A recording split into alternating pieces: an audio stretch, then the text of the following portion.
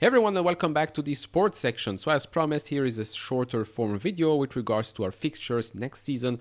How are we going to achieve Champions League football in 2025-2026? Remember, we've talked about the math behind reaching top 4. You need on average 70 points. If you missed that video, all the scenarios that will be in the top right corner, but on average you need 70 points, meaning sometimes a bit more, sometimes a bit less. Like Gattuso said, sometimes maybe good, sometimes maybe shit.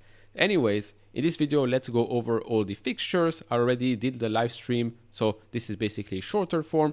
I'll explain why I think we could be reaching above 80 points. Of course, this is just speculations, but at least this video will be live. It will be on the internet. So if it works out, great. I'll tap myself on the back. If it doesn't, then we can all laugh at this prediction. Of course, leave your prediction down in the comment section below. How many points do we think we will get throughout the season? Also, bear in mind that right now we still don't have the schedule for FA Cup, League Cup, Conference League either. So things can change, right? Double game weeks, blank weeks, things like that. Things can change throughout the season. Bear that in mind. So, without further ado, hit the thumbs up button, like, subscribe, notification bell, do all of that. Most of you aren't even subscribed, so my heart is a little bit broken. So hit that subscribe button. We're trying to reach 10,000 this year. Could be possible, only with your support, of course. Anyways, let's start. So last season we finished 6th, only 5 points behind a top 4 place, which in this case, as you can see, 68 points would have been enough for Champions League football. Okay, that's what I meant, on average 70 points. So let's start off. We opened the season, of course, with, again, a pretty difficult game. Last season, I believe we started with Liverpool. So this season at home against Manchester City. Yes, you might think I'm crazy. I think we can win at home against Manchester City. Just my guess. Now remember, the first 3 games are going to be without Reece James because he was stupid enough to get a silly red card last season. Yes, I'm sorry to say it was a stupid move by him. But fortunately, we have another great center back in our team, Malo Gusto, so I don't think it will be that big of an issue. After we win against Manchester City, we will win away against Wolves, and we will win against Crystal Palace and against Bournemouth. So it's home, away, home, away. I think we can get 12 points at the start of the season. Great momentum. Also, Manchester City, at the start of the season, they're not always that good. But then we will slip up a little bit, I think, against West Ham away, also depending on who they bring in, because they did not finish the season that well. They have a new manager and all, so it really depends on who they bring in. But I do think that after this great run, we might slip up there. So only 1 point against West Ham, then 2 wins at home against Brighton and Nottingham Forest. I think that's the minimum we can expect. And then mid-October until the beginning of November, that's going to be a tough period for Chelsea. So expect some negativity on social media. I can already predict this right now. So we start with a loss here against Liverpool away, a draw at home against Newcastle, a draw away at Manchester United, and a draw at home at Arsenal. So only 3 points out of 12 for this period. Of course, there are some European games there as well in between, I believe. But remember, this period, mid-October to beginning of November, expect some negativity. So you're going to see some pressure on Enzo Maresca, on some players because of this run of games. That's just my prediction. Of course, if we win a couple, then great. But then after that, we go on a winning streak.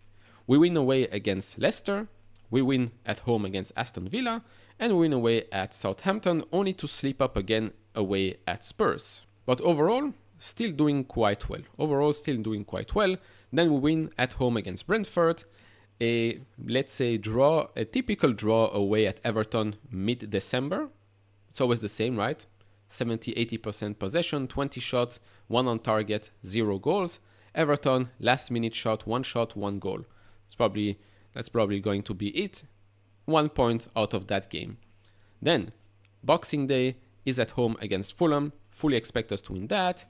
2025 first game is going to be, that's 29th of December, Ipswich away. First game of 2025 is away at Crystal Palace. Again, I expect to be those types of typical games where we do not manage to win that. So that's a draw. First game of the year, a draw, followed by 2 wins. Bournemouth at home, and Wolves at home as well. I think we should be beating those. Then a loss at Manchester City, which again, I don't really have to explain that much because, okay, it's at Manchester City away, we lose, fine. Followed by a good run of games, in my opinion. We win at home against West Ham, win away against Brighton, draw away against Aston Villa, and then 2 games at home, 2 wins against Southampton and Leicester City. Only to be followed by a loss that will probably be hurt against Arsenal away. Yes, I think that's possible. Then, with regards to the next run of games, again, great run of games. We win at home against Spurs, away against Brentford, at home against Ipswich, away against Fulham, and at home against Everton.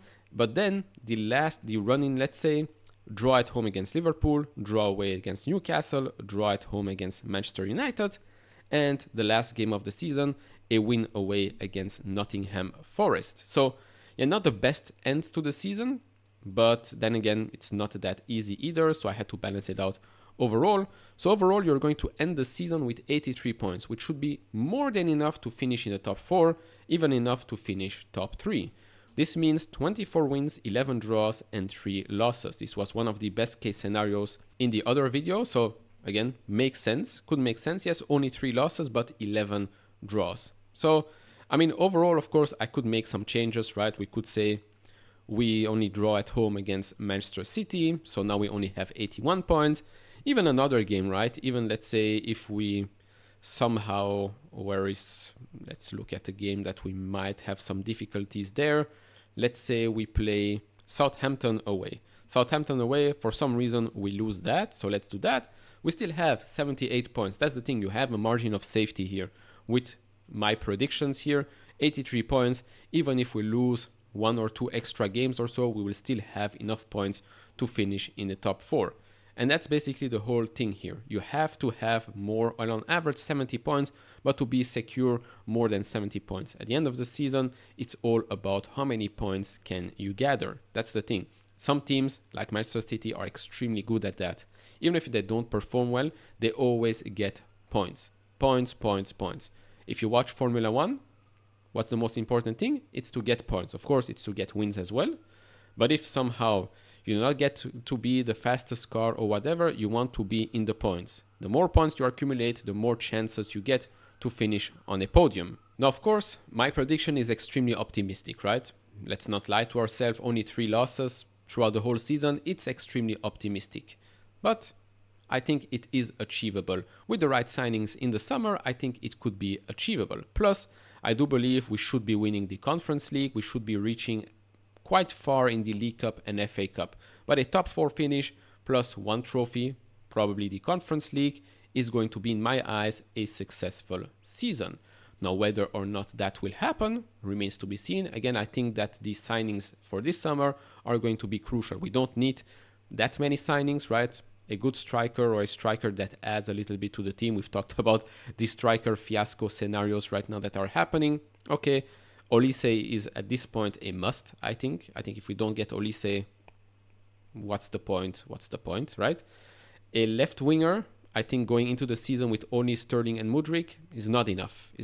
I think there are some options on the market right now. We've talked about Somerville. I mean, even Hutchinson could be a good option on the left. Whether or not we sell him or not remains to be seen. Plus, I'm still a big fan of Sancho. He's going to leave Manchester United. I think we could get him for not that much. His performances for Dortmund have shown us yet again what his qualities are. Just he played for Manchester United, didn't work out. That's about it. Then maybe someone like Calafiori at the back. And then I think we might be ready to challenge next season. That's my prediction. Of course, leave yours down in the comment section below. If you enjoy this type of videos, leave it a thumbs up, subscribe if you have not, and I'll see you all in the next one. Bye-bye.